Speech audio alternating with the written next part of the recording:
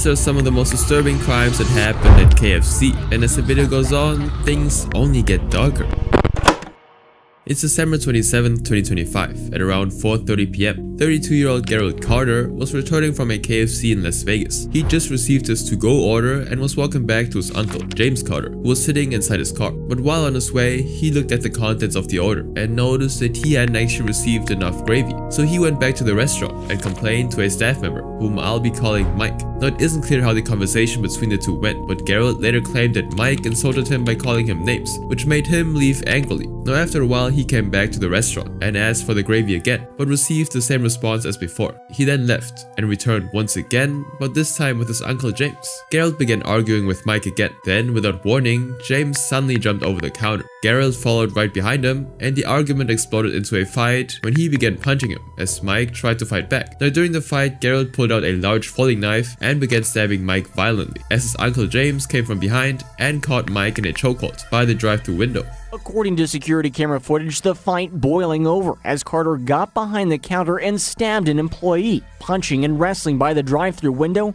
holding them. Gerald then knocked out Mike by punching his face before walking out with his uncle. Now meanwhile, the other employees had already called the North Vegas Police Department, and officers arrived at the scene shortly after. Mike was then rushed to a hospital. Now when the police tried looking for the two nearby, they located and caught Gerald and James walking in the same area, and when searching them, officers found a large folding knife in Gerald's pocket. However, as police questioned Gerald about the stabbing, he denied any involvement, saying that the knife never left his pocket. But upon reviewing the surveillance footage, the officers saw all that Gerald had done and confirmed that he was indeed lying. Both of them were then arrested and transported to the Clark County Detention Center, where they were charged with attempted murder with a deadly weapon. Now 3 days after the assault on December 30th, 2025, both men were taken to court. At their first court appearance, the judge set bail at $100,000 for Gerald and $10,000 for James. The court also ordered that if either of the men were released on bail, they would be required to wear ankle monitors and would be supervised. Now Mike was treated at a University Medical Center hospital, and as of now, no one outside the hospital knows how he's doing. In this case, an angry customer assaulted an employee, but in the next one, the employee had no idea who actually attacked him. More than 170 people have been arrested in Pakistan in recent weeks following a wave of mob attacks on KFC outlets.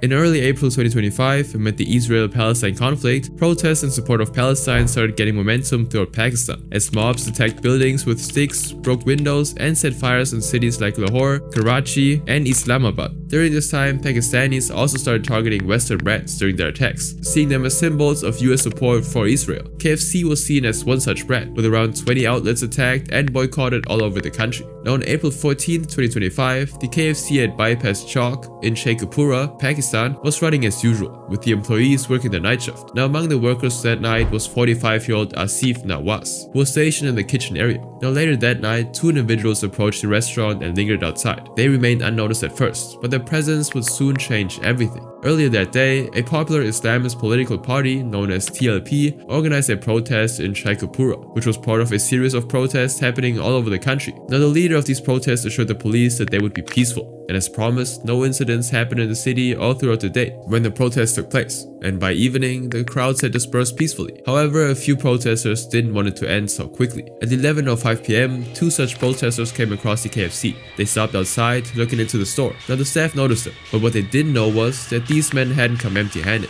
Concealed in their pockets were firearms. Now suddenly, one of the men took out his gun, started firing shots inside the restaurant from outside, and as the staff realized what was happening, panic spread. One of the bullets entered the building and struck Asif in the shoulder. He collapsed on the floor, critically injured, as the attackers then immediately fled from the scene. Now Asif's co-workers rushed to help him and took him to a nearby hospital, but unfortunately, the bullet that struck him had traveled all the way to his chest area, causing severe bleeding. So despite immediate medical attention, he died shortly after. Now after the attack, additional security measures were implemented at other outlets of KFC. The police and intelligence agencies launched a search operation in Sheikhupura, conducting raids and arresting about 40 suspects. However, the police still failed to arrest the prime suspects even after 24 hours. So they still remain unidentified to this day. Now this exact fact led to huge criticism and backlash from the public. Some reports attributed the attack directly to TLP activists, but the party actually denied any involvement, saying that such violent protests were not part of its policy. And although many people in the country supported peaceful boycotts against Israel, this latest violence alarmed people in Pakistan. People on social media were shocked by Asif's killing, saying that violence like this, carried out in the name of protest, harms Pakistan. Someone on X said, "How are we saving Palestinians by start killing our own people. Another pointed out, "Don't know if this will free Palestine, but it'll certainly destroy Pakistan." Now Steve's killer fired a gun and then fled the scene. This next person, however, made a much darker choice. Doral, a gunman, opens fire inside of a KFC restaurant and then turns a gun on himself. It was October 21st, 2018. A KFC Taco Bell combo restaurant in Doral, Florida had just opened. The employees had started their day, and a customer was having his normal breakfast. Now a few moments later, at around 11 AM, a 53-year-old man, whom I'll be calling Dave, arrived in his red sedan, parked his car, and walked into the store. He asked to talk to his 51-year-old wife, who I'll be calling Martha. Martha, who was an employee there, came out and began talking to him from behind the counter. But as she talked to him, the interaction began escalating, with both people raising their voices. The couple was actually about to get a divorce soon. Martha had been married before and had a child, who had become an adult by that time. However, she had later gotten divorced and married Dave, with whom she had another child, who was still a minor at the time. The employees and customers watched them fight in silence, but what they and Martha didn't know was that Dave was actually carrying a handgun in his pocket. And as they kept arguing, things took a sudden turn when Dave pulled out the handgun and pointed it directly at Martha. Now the four employees and the customer quickly realized what was happening and started fleeing from the restaurant in a panic. Dave then began shooting at Martha as she attempted to get away through the back door. He followed her and continued shooting her until she collapsed behind the counter. He then went over to her to check if she was dead, and after confirming that she was, he simply returned to the lobby. But he didn't attempt to run away. Instead, he placed the gun under his chin and fired, leaving this earth by himself on the spot. Now the witnesses called 911 and the police and paramedics arrived at the scene shortly after. The restaurant was evacuated and secured as a crime scene. Now the police started questioning the witnesses about the details of the crime, and the spokesperson of the Miami-Dade Police Department in an interview with the media urged victims of domestic abuse to come forward before things escalated like that day. Domestic violence kills. And we see that there's a lot of victims out there that are victims of domestic violence. That's why they call it the silent crime. They're afraid to come forward and speak. And unfortunately, if you don't take care of these domestic issues, they do escalate and it ends up in a tragedy like the ones that we have today. In response to that tragedy, KFC released a statement about the crime. "We are shocked and saddened by this senseless tragedy, and our thoughts and prayers are with the family, friends, and co-workers of our team member." The parent company of KFC said in a statement, "The KFC family is grieving with them, and we are committed to doing everything we can to support them during this difficult time." Now in this case, the victim knew her attacker, but in the next one, the danger came from the outside. Friday night, police say two suspects attempted to rob the KFC on Cedar Springs Road and killed the manager. Police released these images that show the type of mask the suspects were wearing.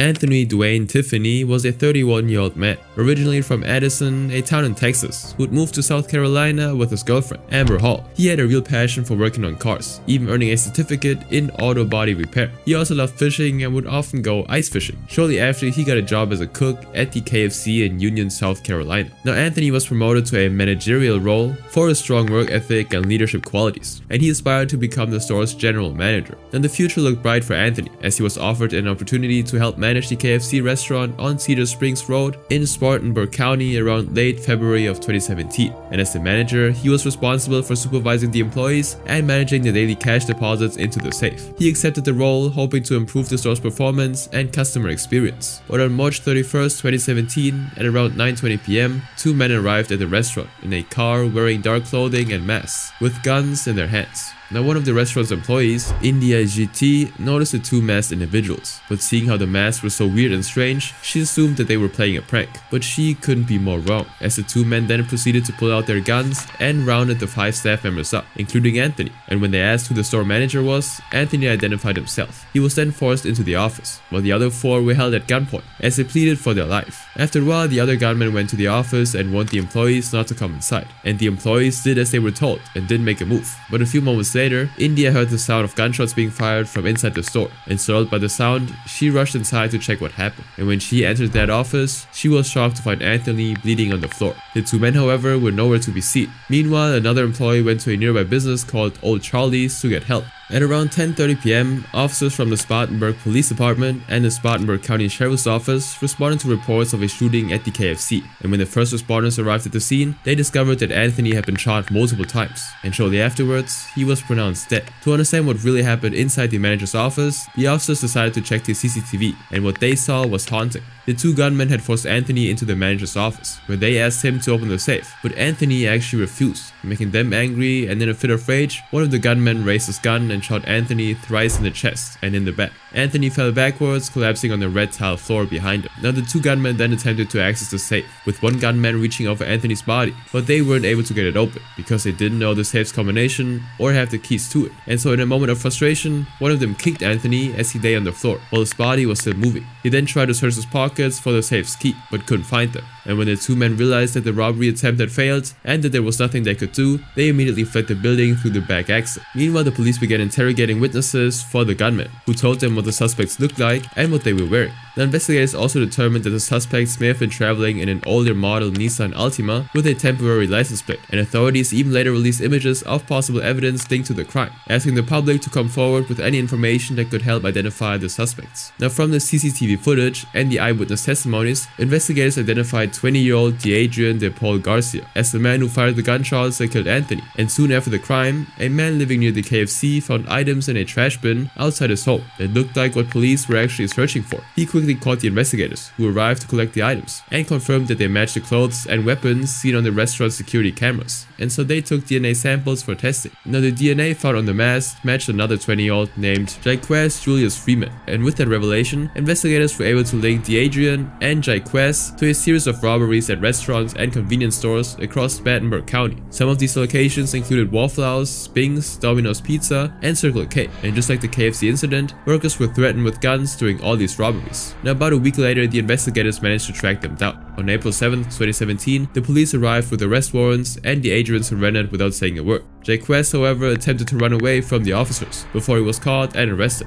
On searching his house, the police found the gun, latex gloves, and a substantial amount of cash. On October 9, 2018, the Adrian and Jaquez were sent to trial. The Adrian was charged with numerous crimes including murder, robbery, and kidnapping, while Jaquez was also charged with murder for his role as an accomplice in the robbery. And about a month after the trial started, on November 7, 2018, the Adrian, the shooter, was sentenced to 50 years in prison, while Jaquez was sentenced to 40 years in prison without parole. Now as news spread about the crime in the county, citizens from the community came forward to pay their respects to Anthony. They placed flowers as a small memorial in the KFC to honor his death. Anthony was taken into another room while the other employees remained outside. In the next case, however, all of the employees were held together in the same room.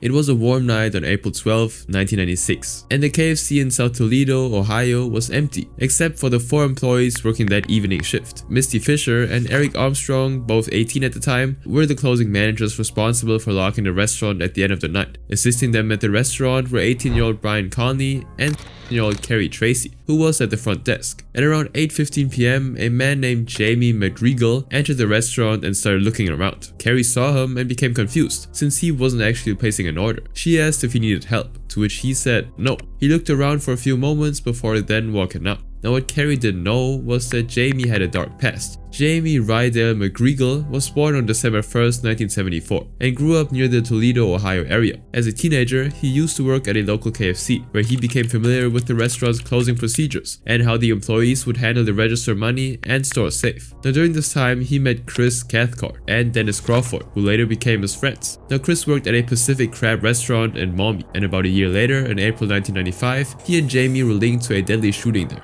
The victim was 55-year-old dishwasher Larry Luce. Now despite the killing, investigators were unable to identify the suspects, and the case soon went cold. Now by April 1996, Jamie was living at a house in Toledo with his girlfriend, Tina Boyd. It was there that he, Chris, and Dennis would regularly hang out, and during this time, Jamie and Chris planned to rob a KFC. Now, that night, 2 customers, Jeffrey Caracas and Tom Corbett, arrived at the KFC drive-thru. They worked nearby and were on their dinner break, so they decided to stop at KFC for a quick bite to eat. But when they tried to place an order, they noticed that the drive-thru speaker wasn't working, and so they pulled up to the window instead. Now, Carrie went to the window to assist them with their order, but suddenly, Carrie heard a loud crash behind her at the store counter. She rushed to see what happened, and she saw Jamie holding a gun. He jumped over the counter, shattering the glass on the refrigerated display case. Now, Eric rushed to check what had happened, but Jamie immediately struck him on the head. He then ordered all employees to lie down on the floor and demanded to know who the closing manager was. Eric identified himself, and the man ordered him to collect all the money from the registers and place it in the KFC bag on the counter. Now, while waiting outside, customers Jeffrey and Todd saw through the drive-thru window that a robbery was taking place, and they were able to make out that the robber had been holding a chrome-plated handgun.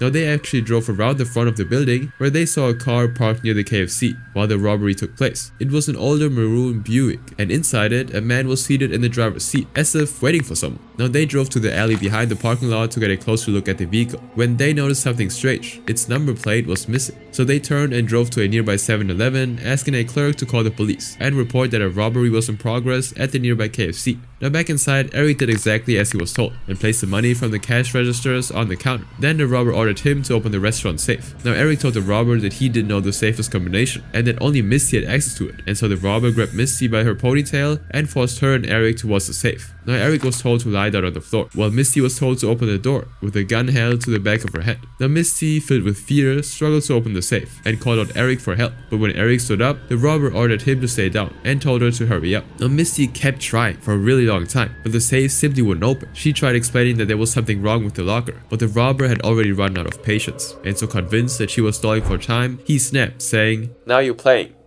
before shooting her in the back of her head. He immediately took the paper bag with the money on the counter and ran away through the back door. Now as soon as he left, Eric got up and called 911, reporting that a robbery had taken place and an employee had been shot. Outside, Jeffrey and Todd, who had returned to the store, found the car still parked at the same spot. However, the person sitting had moved from the driver's seat to the passenger seat, and when they drove around the building, they saw a man leaving the store from the back door, carrying a brown paper bag. He briefly looked at them before entering the car, waiting for him outside, driving away quickly. Now as Jeffrey and Todd returned to the drive-thru window, they saw Carrie leaning out of the window screaming that someone had been shot, and shortly afterwards, police and emergency medical personnel arrived at the scene. Misty was rushed to the hospital, but despite all efforts, she couldn't survive. Now at the restaurant, the police started taking eyewitness testimony from the employees and the two customers. They described the suspect as a black male in his late teens or early 20s, wearing tan boots and a black hooded sweatshirt and baggy pants. Now the following day, Carrie and Todd began working with investigators to create a composite sketch of the suspect, and these early efforts led the police to arrest someone named James Jordan, who seemed to match the descriptions. But Jeffrey and Todd were convinced that he wasn't the same person they saw that night. So on the same day, Todd called his father, who worked for the Lucas County Sheriff's Department, and told him that the police were looking for the wrong car. So his father went to a local Buick dealership and bought a few books of older model cars. And after going through them, they identified the car they saw at the KFC and showed it to the police. Shortly after, the police received a tip from Crime Stoppers pointing to Jamie,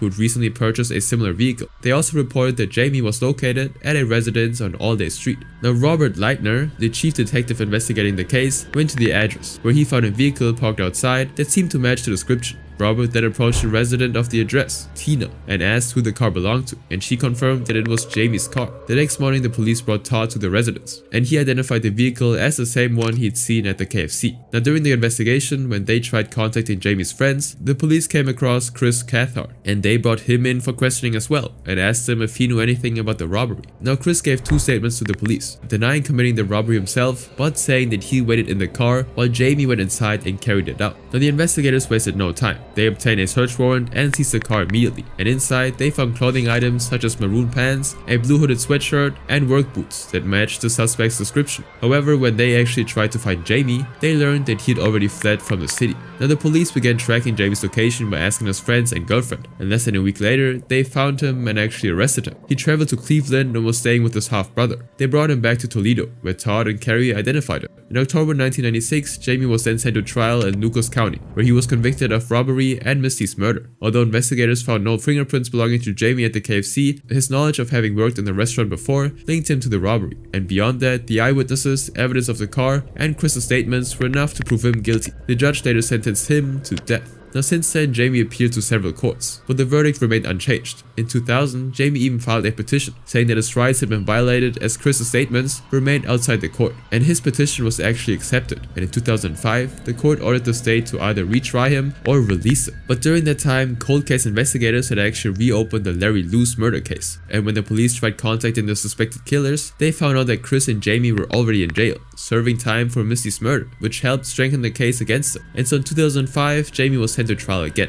this time however more than 10 years after both murders. But Jamie finally admitted to killing Larry and Misty. He pleaded guilty to both crimes and was sentenced to 2 consecutive life terms, totaling to 93 years in prison. In June 2006, a jury convicted Chris of aggravated murder, robbery, and 7 counts of kidnapping. He's now in prison as well, serving a term of 44 years to life. Now Jamie killed Misty and Larry and was arrested for his crime within a week. The next person, however, remained uncaught for almost 20 years. I had nothing to do with it. No, I wasn't there. Yes, you knocked out my door today and you opened up a chapter of my life that I thought I had closed.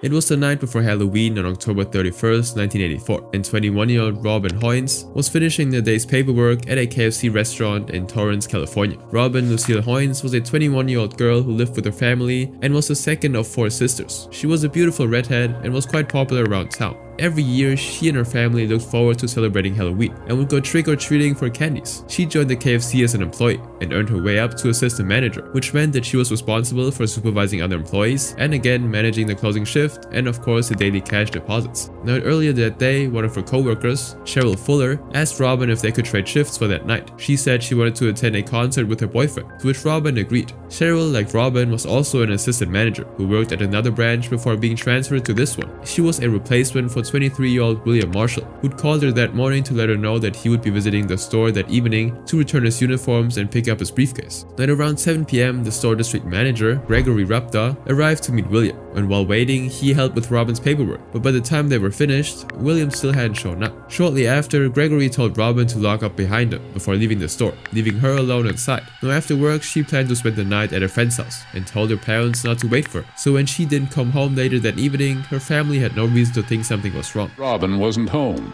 After working late, she told her family, she'd arranged a sleepover at a girlfriend's place. She was due home any minute, as Wendy remembers. The next morning at around 9 a.m, when Cheryl came to open up the store, she noticed something unusual though. Robin's yellow Datsun was still parked outside the restaurant, so Cheryl assumed Robin had stayed the night and headed inside. And then when I looked closer, I saw that she didn't spend the night, that she had been killed. But upon entering the building, she found Robin lying face down in a pool of blood, with injuries on her face, neck, and her lower back. There were also bloodstains on Robin's clothes, next to her left elbow and near the safe. Cheryl then immediately fled the building in a state of panic to call the police. Now shortly after, the police arrived at the scene and began their investigation. They found the floor filled with paperwork and debris, and scattered among the debris were photos of Robin's nephews and nieces from her purse. And lying beside it was a mysterious quarter-inch piece of foam that neither belonged to Robin nor the restaurant. They also found that the safe attached to the floor was damaged, with pry marks all over it. However, it wasn't actually open, and not $1 was missing. The safe could only be opened with 2 keys, and one of the pair, which was left with Robin, was missing. There were no signs of breaking and entering, or Robin trying to defend herself, leading the police to believe that Robin must have known the killer. Now when the investigating officers started questioning Gregory and the other employees, they came to know about how William was expecting to be there at the restaurant that night, and why he was fired in the first place. William had joined the restaurant on October 2nd, less than a month before the incident. Like Robin, he had also worked as an assistant manager and was supervised by Gregory, which meant that William knew the combinations and had keys to the safe. But unlike Robin, William wasn't as dependable, as he was frequently late to work, had attendance issues, and repeatedly requested salary advances. Now Gregory claimed to have confronted him about those a few times, but in the days that followed, things got even worse. Now on October 15th, Robin reported to the police that about $1,120 was missing from the restaurant safe, and since the safe showed no signs of forced entry, it pointed directly to William as the prime suspect. It was also suspected that the reason for William's actions was because he had a drug problem and needed money for buying them. And so 2 days later, Gregory suspended William due to suspicion of theft. Then on October 26th, Gregory fired William completely and took back his keys and changed the safe combination. Now the afternoon of the day Robin was found dead, detectives went to William's home to interview him, and when they asked him where he was when the crime took place, William claimed he had been home all night and denied any involvement. However, his prior suspicion of stealing money and the 2 uniforms left behind pointed directly to William.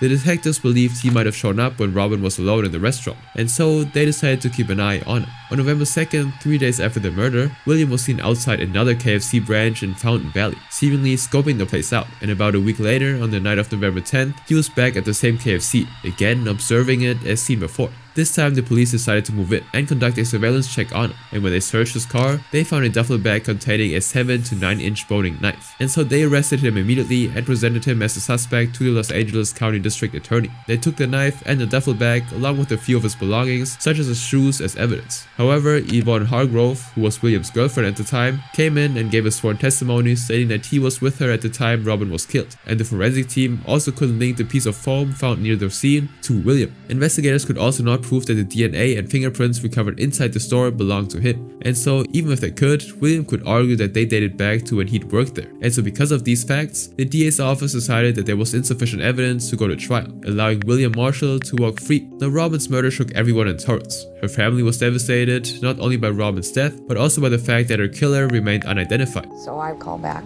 I said, "Is she all right?" And he said, "No, she's not." So now Kim, the eldest of the 4 daughters, had to reveal the news. She started with their mother. The first words out of her mouth are, "You're lying to me. You're lying to me." Because she couldn't believe that.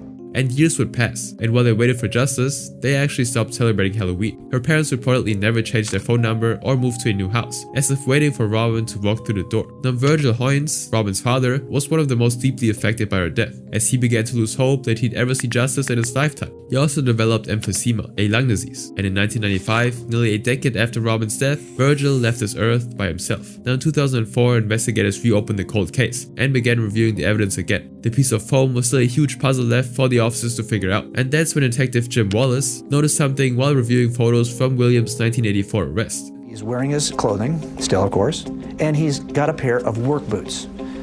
And his work boots, sure enough, I can see just enough from the pants being hiked up. Detective Jim linked the foam to the boots Marshall was wearing when he was arrested. Because it really was the piece that we needed to do something more than we had from 1984. And without the connection to that boot, I don't think we really had a case. And sent them to the forensic team to confirm if they were the same. And in October 2004, the Hoynes family received a call from the Torrance Police Department, telling them that cold case investigators believed they had finally found a break in the case. For the first time in nearly 20 years, the Hoynes family had reason to hope. The forensic team, however, ran into a problem. Since Williams' boots had been stored in plastic since being taken as evidence during his 1984 arrest, the foam inside them had degraded, and when the team examined it, they couldn't actually confirm if it was the same one from the crime scene. But this is when the investigators turned their attention once again to Williams' former girlfriend, Yvonne. From the beginning, there had been doubts about whether she told them everything, so the detectives decided to visit her again and go over that night just one more time. Now in the years since, Yvonne had moved to Cleveland, Ohio. William, meanwhile, had relocated to the San Isidro Mountains,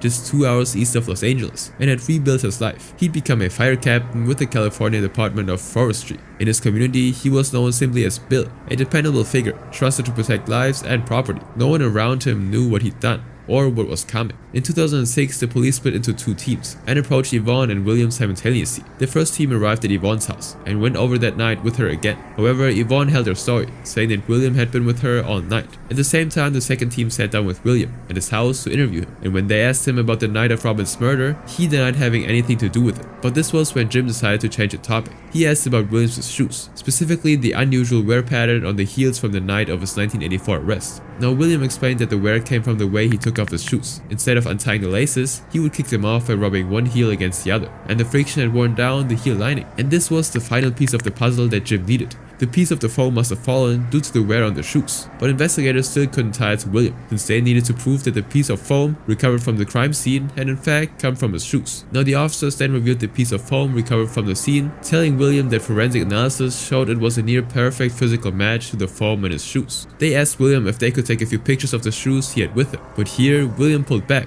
telling them that he'd needed to speak with his attorney. Now a few days later, the cops returned to Williams' house with a search warrant, but by this time William had gotten rid of all his shoes. On the back porch though, they found one pair of shoes with the same heel wear, but although it helped and strengthened the case, it was far from enough to actually convict him. But finally, after 20 years, the piece of evidence they needed against William came with a call from Yvonne. And I said, I have something that you need to know.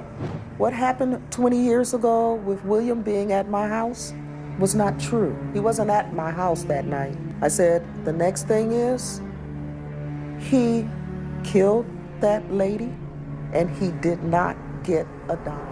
She finally told them the secret that she'd been keeping for all these years. William wasn't with her that night. He was at the KFC to rob the store's safe, and when Robin tried to stop him, he killed her. Yvonne had kept quiet for one reason. She was terrified of William. When they were dating, William would often beat her, and once she beat her so severely that she nearly died. And the night Robin was killed, William told Yvonne everything that had happened, and said that if she didn't act as his alibi, she would be next. But now, Yvonne finally decided to speak the truth, rather than carry the guilt any longer. And this was the final piece of evidence investigators needed to prove Williams' guilt. And so on May 22nd, 2006, 22 years after the murder, he was taken into custody. For the Hoynes family, hope began to surface again. Now the following year, in September 2007, the trial began. On the stand, Yvonne recounted the conversation she had with William on the night of the murder. "I stabbed this young lady," William tearfully told her during a conversation in a car. He added that he went back and cut her throat, so that in case she regained consciousness, she couldn't write his name in blood. On September 28, 2007, the trial came to an end. It took the jurors just 5 hours to reach a verdict. On October 1st, the jury found him guilty of first-degree murder.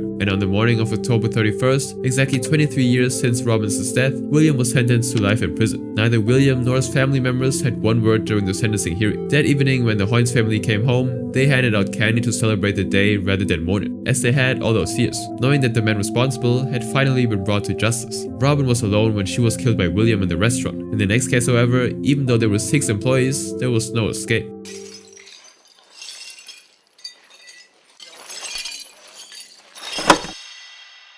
It was May 30th, 2005. A KFC outlet near the mosque in Karachi, Pakistan, was having what seemed like an ordinary evening. Inside were 6 young men in their 20s, each there for another routine night of work. Mohammed Salim and the technician in charge, Ilyas, were making sure that the air conditioning kept running in the summer heat, while the waiter, Faraz Ahmed, was out serving customers. 3 of them had joined the restaurant recently, and the other 3 had been serving the fast food chain since before. As families and friends sat together enjoying their meals, they began to notice something was wrong. Outside the restaurant, a mob had gathered, surrounding the building from all sides. Now this wasn't random. It was a result of rising tensions in Pakistan between 2 major groups, the Shia and the Sunni. For years, conflict between them had existed, but in the days leading up to this moment, things had escalated quickly. On May 27th, a bombing struck a Shia shrine near Islamabad, killing around 20 people. Now many believe Sunni extremists were behind the attack, which further increased tensions. Then, just 3 days later, on May 30th, another bomber targeted a Shia mosque in Karachi, taking himself and 4 others, and injuring more than 20 people. Now news spread very fast, and people in the Shia community became very angry, and within minutes, large crowds gathered, and the protests quickly turned violent. People started breaking cars, attacking shops, burning petrol stations, and damaging banks. And as the crowd moved through the area, they saw a KFC. Now many people saw KFC as a symbol of the United States, and since people were already angry, they decided to attack it too, and set the building on fire. Now one of the mob's members entered the store and started pouring fuel everywhere. Now the employees quickly realized what was happening, and immediately started to evacuate the customers from the building. Then one of the members of the mob lit the fuel on fire, burning the entire restaurant. Some customers escaped through the windows and the roof. The 6 employees, however, couldn't get out. As they tried looking for a way out, 4 of them got burned alive, and 2 others managed to get into a freezer area where they hid for a while. However, there were no exits, and they had to wait for the fire outside to die. And as they waited, they suffocated from lack of oxygen and froze to death shortly after. Now the next morning on May 31st, when the fire brigade and police searched the burned KFC, they discovered the bodies of the 6 employees. A total of 11 people lost their lives to these riots. Now in the days that followed, Karachi was placed on high alert as the police investigated those who might have been involved. And by June 9, 2005, 8 members of a Shia group were arrested and charged with murder, arson, and attacking public and private property, and were placed in custody for 7 days until the trial. Along with them, 48 other protesters from the riots were also arrested. And as for those who bombed the mosque, 2 members of the Sunni group were arrested based on information from one of the attackers that the police managed to catch. Now the riots shocked the entire country, as they claimed more than 160 lives in 2004 alone. Some were angry at the groups, while some at the governments. Mosques in Karachi were told to shut their doors during prayers, and the restaurant was completely destroyed from the fires. Although the brand continued its franchise in the country, it increased security measures at other outlets. Now the 6 employees were stuck in the building and couldn't escape. In the next case, however, the victim was chased in broad daylight.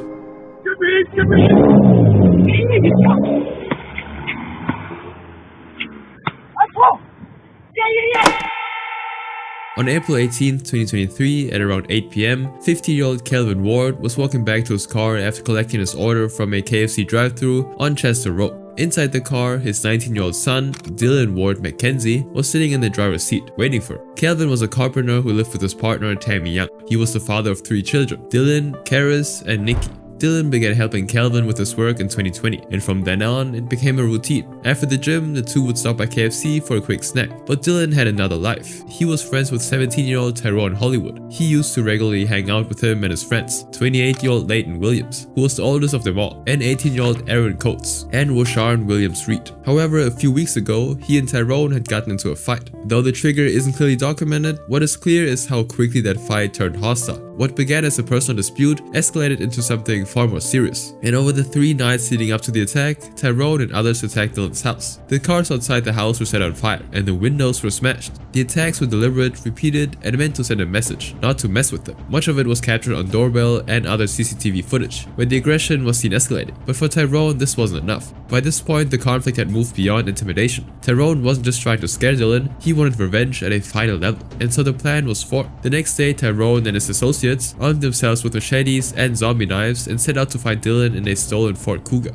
They drove through areas where they believed he might be, searching for him for hours. And eventually, they tracked him down at the KFC. After getting his order, Kelvin got into the car, and Dylan started driving away. The four men took the opportunity and drove into the restaurant's park from the side at a high speed and rammed into Kelvin's car. Dylan started driving away, but before they could get far, the other car turned around and started chasing them. It reached the car and rammed into it a few more times, until its airbags inflated, forcing it to stop at a busy road. Then 4 masked men got out of the other car. They were all armed with machetes or zombie knives. Leighton, Rashawn, and Tyrone started running towards Kelvin's car, while Aaron stayed behind. And as they ran, they began shouting, "Get him now!" and "Everyone kill him!" Now when Kelvin heard the men coming to kill him, he told his son to run for his life, and Dylan immediately jumped out of the car and began running away from the 3 men chasing him, leaving Kelvin in the car alone. Now running for his life, he spotted a passerby on an e-bike and pleaded for help, saying the men were still chasing him, and without hesitation, the men gave it to him, allowing him to get away from the men to safety. Meanwhile, Kelvin, who'd been stuck when the airbags inflated, freed himself and got away from the car, and when he rushed to the attacker's car, he found the keys still in the ignition. He started it and began driving towards the attackers, hoping to rescue his son. Now while driving, he saw Tyrone on his way back after chasing Dylan, and drove straight towards him, but Tyrone noticed the car just in time and leaped away, causing the car to crash into the railings. Then Kelvin got out of the car and ran towards Tyrone himself. Aaron, who had stayed behind, reached the place just in time and handed Tyrone a machete. He then turned around and started chasing Kelvin instead, who'd started running away. Kelvin then jumped over the railing and ran down the street as fast as he could, and as he ran, he tried calling out to passing cars for help, but no one actually stopped. Kelvin tried defending himself as Tyrone swung the machete towards him multiple times and kept running away from him. Now as he was being chased, however, he was met by Leighton, who was coming back in the opposite direction from his failed attempt to kill Dylan. Leighton blocked him from going forward, and Tyrone caught up with him. He was trapped on both sides though, with nowhere to go, and both of them came towards him and stabbed him multiple times, as the locals just watched in horror. Now the fatal blow was struck by Leighton to his heart, causing severe bleeding, but even after that, the two kept attacking him repeatedly until Kelvin fell to the floor. Then Tyrone came over and stood over him and attacked him again. Now when they made sure that he was moving, the attackers fled from there immediately. Now witnesses notified the police and called for medical support, which arrived at the scene shortly. However, due to the deep stab wound to the heart, he wasn't able to make it and died on the road shortly after.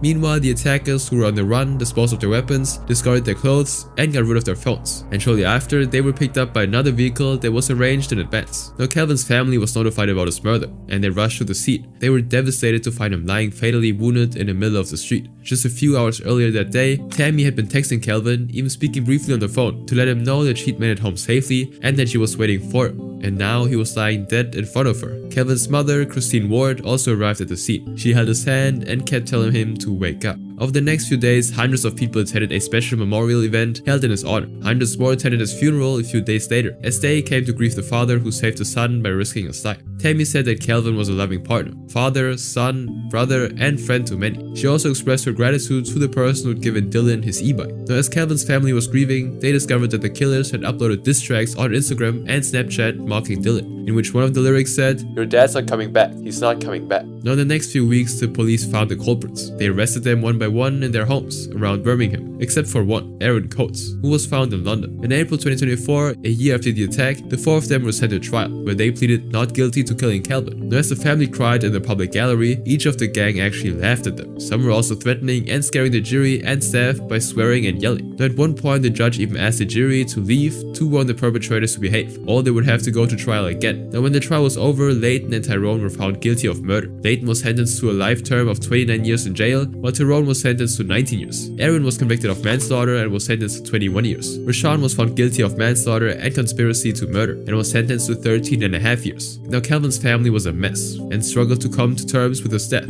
Tammy began campaigning about knife crime in schools across the UK, warning youngsters of the devastating consequences that carrying knives can have. She also requested them to invest in bleed kits. Her family has also requested people who wear baklava hoodies like Kelvin's attackers to be immediately stopped and searched. Kelvin's sacrifice allowed for his son to live. In this next case, however, no one was spared. It had to be a terrifying moment once they figured out that they weren't coming back. It was a usual business day on September 23rd, 1984, for the KFC in Kilgore, Texas. Customers had been walking in and ordering all evening. There were 3 people working in the store. The assistant manager, 37-year-old Mary Tyler, who'd stopped by to deposit the cash into the safe. She'd been called by her daughter, Kim Miller, who also worked there as an employee, and had left a while ago to meet a friend. After her deposit, Mary was about to head back to her home, where her husband Billy was waiting for her. The others working that night in the store were the packer, 39-year-old Opie Huge, and the cook, 20-year-old Joey Johnson, Johnson, who was finishing up his chores to hang out with his friends, 20-year-old David Maxwell and 19-year-old Mont Landers. The three of them had been high school buddies in Kilgore College. David had only joined the KFC a week ago, but was off duty that night. He had a wife who was pregnant at the time. He and Mont stopped by the restaurant to pick up Joey, who'd borrowed David's motorcycle earlier. Earlier that night, sometime between 9 and 10, a woman and her boyfriend decided to stop by for a quick meal. When they pulled up to the restaurant, she noticed a white van parked behind. She thought it was strange because it wasn't a parking spot. It was just left near a dumpster. Then, as they stood in a line to order, two men joined the line behind them, and after the couple got their food, they sat down to eat. The two men took their order to go and walked out. Now, while eating, the woman glanced out the window and noticed those same two men heading toward the back of the parking lot. Now, later, when she and her boyfriend left just before 10, she noticed that the white van from before was still parked near the dumpster. Now, around the same time they were leaving, Mary arrived to deposit the $2,000 in the store's safe, and around 10 minutes later, at 10:06 p.m., David and Mont walked in and waited for their friend Joey to finish up so they could head out. Now, around 10 to 20 minutes after that, a man driving around the area said that the dining area was dark, but the lights were actually on in the back. He also noticed that the door was open and that a light-colored van was parked nearby. Shortly after, another passerby also noticed the van facing the wrong way in the drive-thru lane. Later, another man testified he saw the van leaving the restaurant, speeding away. He claimed that he was able to see three people dressed in KFC uniforms inside the van. They all seemed to be screaming for help. Meanwhile, Billy, who was waiting for Mary at home, started wondering what was taking his wife so long, and when he tried calling her, no one picked up, making him even more suspicious. So he decided to take a quick drive up to the store and check it out himself. And around the same time, Kim stopped by the store with her friend, hoping she could borrow some money from her mom. Now, it's unclear who reached the store first, but both of them saw the same horrifying scene. The back door was open and trash bags were left on the ground. In the kitchen area, there were signs of a fight.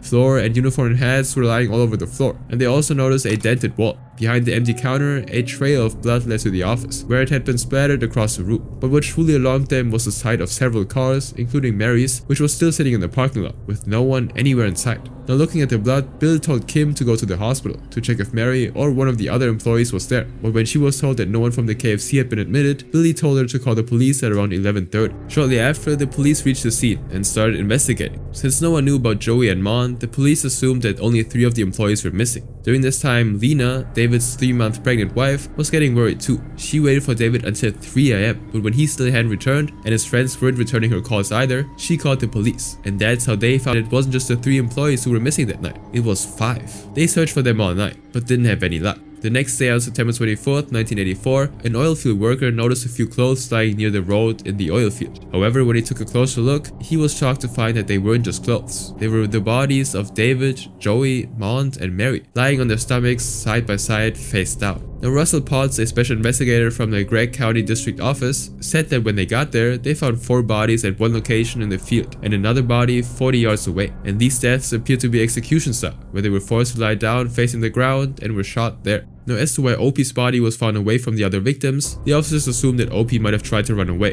and was shot as she was trying to escape. All the victims were missing wallets and jewelry. Now, within hours, the whole area was filled with the officers and investigators from 3 counties. And back at the KFC, the families of victims grieved their loved ones. And the news quickly spread about the case and shocked the people of the town. Although they were used to violence, this kind of robbery and attack was unlike anything they'd ever seen before, since the employees were simply ordinary people from the town with no enemies. The police were following every lead closely to find the suspects, and when they were examining the bodies, they found a broken fingernail stuck to Joey's waistband. Since the murder, a man named James Earl Mankins Jr., also known as Jimmy, was allegedly trying to take credit for the murders. Jimmy had a reputation around town for exaggerating stories and claiming things that weren't true, often to simply get attention. Being the son of a former state representative, he also had a history of legal trouble and was a known drug dealer in the town. So 8 days after the crime, the police went to talk with him about the murders. However, when they approached him, this time he actually denied any involvement and was quick to swear that he was somewhere else when the crime took place. But as they were talking, the officers noticed something strange. A fingernail on his right arm was torn. Now, they made a cast of his finger and told him not to leave town. Meanwhile, more leads on the case began coming in. One key detail came from a woman living near the oil fields. At around 10:57 p.m. that night, she reported seeing a van parked in her driveway with its headlights off. It remained there for several minutes before quietly pulling away. Now, she couldn't make out the color of the van or who was driving. But then, about 12 minutes later, a series of gunshots went off nearby. And after about 5 minutes of silence, another shot was fired. Now, while these officers were investigating the murders, other investigators were actually assigned to solve the robbery. They began reaching out to known criminals with a history of burglary, and during this time, they got a lead pointing to 3 known offenders: Darnell Hartsfield, Romeo Pinkerton, and Elton Winston. Now, Darnell and Romeo were both cousins with a huge history of burglaries. They lived in Smith County, just 30 minutes west of Kilgore, and just 3 days after the murders took place, Darnell had actually robbed the Tyler Food Mart convenience store at gunpoint and got about $300. He was convicted of the robbery, and by November he was in prison doing time for his burglaries. Now, after getting these leads, the police created wanted for questioning posters of the 3 men and put them throughout the town. Now, remember the couple in the store that night? When they looked at the posters, the woman recognized Darnell as one of the 2 men who got in line behind them that night and informed the police. So the police decided to visit him when he was in jail and made him take a lie detector test while they questioned him about the murders. Now, Darnell denied ever being in the restaurant and passed the test. Then when the police tried questioning his cousin, Romeo, he claimed that he was already in a Texas prison 4 hours away on the night of the murders. An alibi also came forward clearing him as a suspect. And so over the next years, the case remained unsolved. Darnell did 9 years in jail for the Food Mart robbery and was released on parole in 1992. However, he didn't remain free for long. Just 3 years later, in 1995, he was back behind bars, this time receiving a 40-year sentence on drug-related charges. Meanwhile, Romeo, who was already in jail, was released on parole in January of 1984, but he broke the parole with another robbery and was sent back to prison until January 1988. But when he was released on parole again that year, he was caught with another burglary within a couple of months and was sent back to jail for the 3rd time with a 50-year sentence this time. Now, in early 1995, a grand jury came together to hear the testimonies against Jimmy Mankins. One expert testified that the fingernail found on Joey Johnson was in fact Jimmy's. So by the end of April that year, he was indicted on 5 counts of capital murder. He was sent to jail where he waited to go to trial for the next 7 months. Now, as he waited, more tests were actually done on the fingernail using neurotechnology, and that was when they discovered that the broken fingernail didn't actually belong to Jimmy at all. It was actually Mary Tyler's, and so they decided to drop the charges on Jimmy and let him go.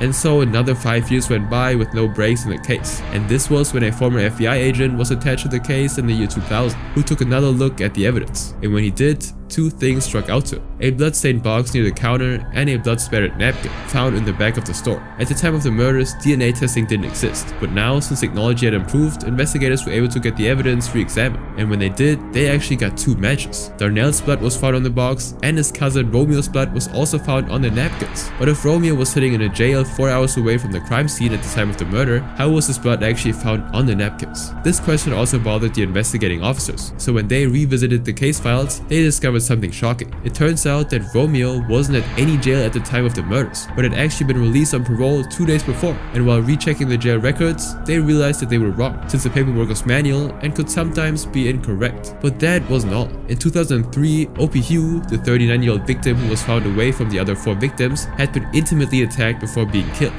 When her body was found, she was wearing her KFC uniform, so no one suspected that she might have been taken advantage of. It was when they tested her pants, 20 years later, in 2003, that they found DNA evidence of an unknown man, which didn't belong to her husband or the 2 other suspects. And this was how the investigators found out that a 3rd person might have been involved in the crime, apart from Darnell and Romeo, whose identity remained unknown. Now, meanwhile, Darnell was indicted on pre-jury charges for lying to the grand jury about not being at the KFC that night. That, along with the charges from before, were enough to put him in jail for life. His cousin Romeo, on the other hand, was released on parole for the 3rd time in December of 2004. But just like before, he wasn't out for long, because just 7 months later, he robbed an elementary school in Tyler and was sent back to prison. So by the time they were indicted for the murders, both men were already behind bars. Now, in 2007, Romeo was sent to trial convicted of the murders. He admitted to committing the robbery and the murders, saying that there was a 3rd person involved as well. And 2 weeks into the trial, he changed his plea to guilty, getting 5 life sentences instead. In 2008, Darnell's trial started, and just like his cousin, he also got 5 life sentences. Now, Darnell died in prison from natural causes in 2011. Romeo tried applying for parole a couple of times since then, but was denied every time.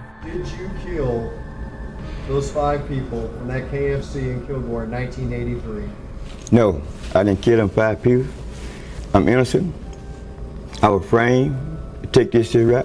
The case, however, isn't finished yet. The identity of the 3rd killer still remained a mystery. Now, the police continued testing the victim's clothes for a DNA match. And finally, in November of 2024, nearly 42 years after the crime, investigators identified the 3rd person involved in the murders, a man named Devin Riggs. Devin and his brother Billy Riggs used to commit a lot of burglaries, including stealing vans. And 7 weeks after the murders, Devin had also attempted to murder Billy, for which he was arrested and went to jail for a while, but was later released. And by the time they made the breakthrough, Devin had already been dead for over a decade, having died in October of 2010. But at least the families of the victims finally got closure, knowing that the killers were either dead or behind bars.